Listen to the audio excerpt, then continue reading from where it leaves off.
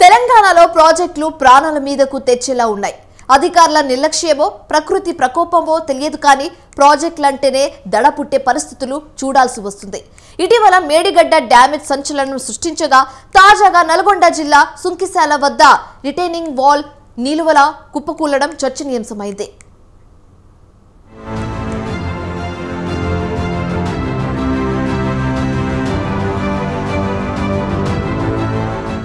నల్గొండ జిల్లా Sunkishala pump house రక్షణ గోడ నిలువున పేకమేడలా కుప్పకూలింది.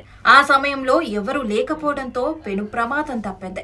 నాగార్జున సాగర్ జలాశయం డెడ్ స్టోరేజ్ కు చేరిన సమయంలో హైదరాబాద్ కు తాగునీరు అందించడానికి సుంకిశాల పథకాన్ని చేపట్టారు.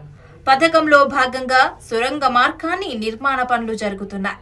సొరంగంలోకి సాగర్ నీరు చేరకుండా రక్షణగా రిటైనింగ్ వాల్ నిర్మించగా సాగర్ నిండటంతో నీటి ఒత్తిడికి ఆ వాల్ కుప్పకూలింది. దీంతో సుంకిశాల పంప్ హౌస్ నీట మునిగింది. నిత్యం వందల మందికి పైగా కూలీలు పనిచేసే ఆ ప్రదేశం కండ్ల ముందే క్షణాల్లో జలదిగ్బంధమైంది. నాగార్జున సాగర్ కు లక్షల క్యూసెక్ల వరద రావటం, నీటి మట్టం కూడా భారీగా ఉన్న సమయంలో రక్షణ గోడ వెనుక గేట్ ను ఏర్పాటు చేసి సొరంగాన్ని పూర్తి స్థాయిలో ఓపెన్ చేయటం వల్లనే ఈ ప్రమాదం జరిగినట్టు భావిస్తున్నారు. గేట్ ఏర్పాటు పనులు పూర్తి స్థాయిలో జరగకపోవటం వల్ల కూడా ప్రమాదం జరిగినట్టు తెలుస్తోంది. అయితే కూలీలు షిఫ్ట్ మారే సమయంలో ఈ ప్రమాదం చోటు చేసుకోవడంతో అదృష్టవశాత్తు ఎలాంటి ప్రాణ నష్టం వాటిల్లలేదు.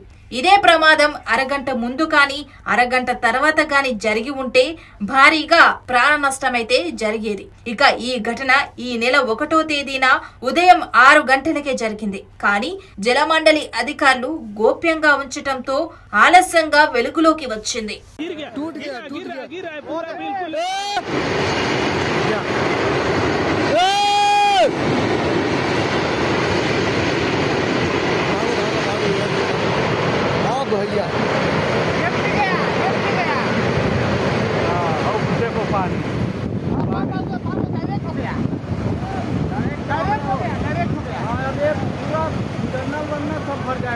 हट जाओ यहाँ हट जाओ इधर हट जाओ डायरेक्ट हो गया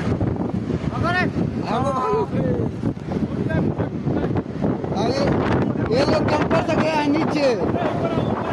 హైదరాబాద్ తాగునీటి అవసరాల కోసం జలమండలి రోజుకు 270 మిలియన్ గ్యాలన్ల కృష్ణా జలాలను తరలిస్తోంది. ఇందుకోసం నాగార్జున సాగర్ నుంచి జలాలను ఏఎంఆర్పి ద్వారా అక్కంపల్లి బ్యాలెన్సింగ్ రిజర్వాయర్ కు ఎత్తిపోస్తారు. అక్కడి నుంచి కోదండాపూర్ వద్ద నిర్మించిన నీటి శుద్ధి కేంద్రంలో శుద్ధి చేసిన తర్వాత పైప్ లైన్ల ద్వారా నగరానికి తరలిస్తారు.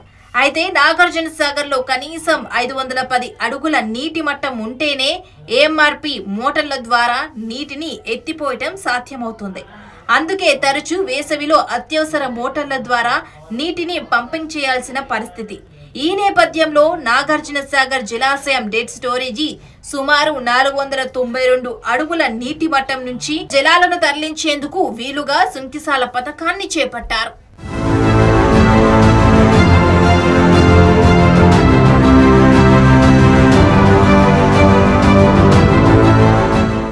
నాగార్జున సాగర్ డెడ్ స్టోరేజ్ నుంచి సొరంగ మార్గం ద్వారా సుంకిశాల వద్ద నిర్మించిన పంప్ హౌస్ వరకు నీటిని తరలించి అక్కడ మోటార్లతో లిఫ్ట్ చేసి పంప్ లైన్ల ద్వారా కోదండాపూర్ వరకు జలాలను తరలించడం అనేది ఈ పథకం స్వరూపం.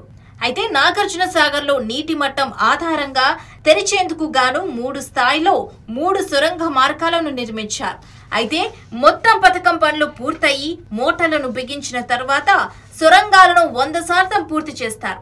అప్పటి వరకు నాగార్జున సాగర్ వైపు కొంతమేర తవ్వకుండా వదిలివేస్తారు. తద్వారా సాగర్లోని నీళ్లు సొరంగంలోకి రాకుండా ఉంటాయి. అదేవిధంగా సొరంగాల ద్వారా పంప్ హౌస్ లోకి నీళ్లు వచ్చే ప్రాంతంలో ముందు జాగ్రత్త చర్యగా భారీ స్థాయి రక్షణ గోడ నిర్మించారు. ఇప్పటికే పథకంలో భాగంగా సుంకిశాల నుంచి కోదండాపూర్ వరకు పైప్ లైన్ పనులు దాదాపు పూర్తి కావచ్చాయి.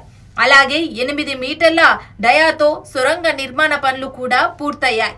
82 మీటర్ల లోతులో ఉన్న పంప్ హౌస్ లో మోటార్ల ఏర్పాటుకు గాను ప్రాథమిక పనులను ఇటీవల మొదలుపెట్టారు.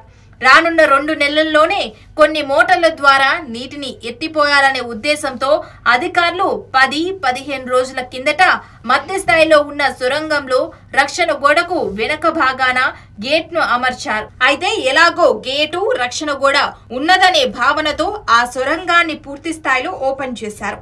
దీంతో సాగర్లో రోజురోజుకి నీటి మట్టం పెరుగుతుండటంతో గేటుపై జలాల ఒత్తిడి తీవ్రమైంది. ఈ పరిణామాన్ని ఇంజనీర్లు సరిగ్గా అంచనా వేయలేదనే విమర్శలు వినిపిస్తున్నాయి. సాగర్ అధికంగా నీటి మట్టం ఉన్న సమయంలో చేపట్టాల్సిన ప్రక్రియ కాదని అభిప్రాయపడుతున్నారు.